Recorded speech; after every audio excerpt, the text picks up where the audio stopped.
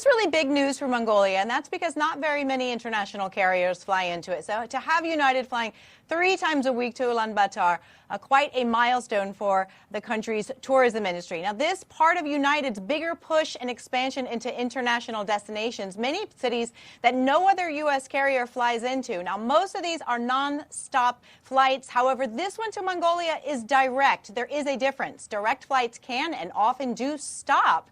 This one stopping in Tokyo. However, passengers will use the same plane and flight number to reach the ultimate destination.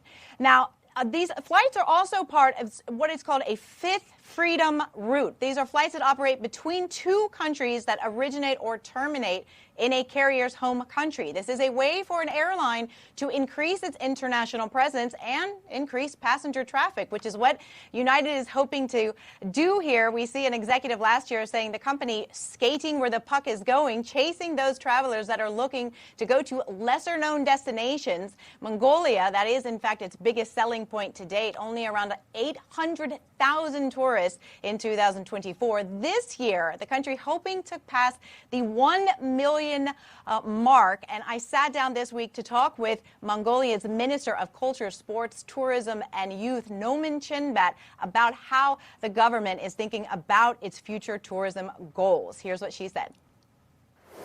So we have a big ambitious kind of goal, which is about 2 million tourists by 2030, which will be around $4 billion contribution towards our GDP, which we're hoping to make it about 10% our GDP contribution. At the moment, it's around 3 to 4%. So we want to double it.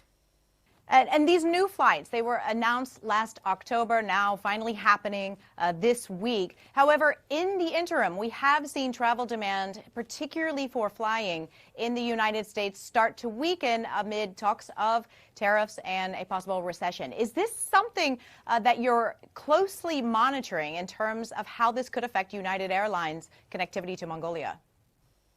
Of course, having said that, Mongolia is a country that is directly having a relationship with our third neighbor, and we believe that it will be somewhat affected, but we're hoping that actually it will not be affecting a service industry where it comes to tourism. Now, Mongolia, of course, landlocked between 2 rather massive neighbors, Russia to the north, China to the south. In recent years, the country is seen as trying to move away from reliance on its 2 closest neighbors in order to diversify its economy, a move highlighted when the country moved to using English as the main international language, the main foreign language, which effectively pushed Russian to the back burner. Now, tourism, a big part of these diversification efforts. The minister saying she thinks that these flights from United will at least double the arrivals coming in from the United States every year.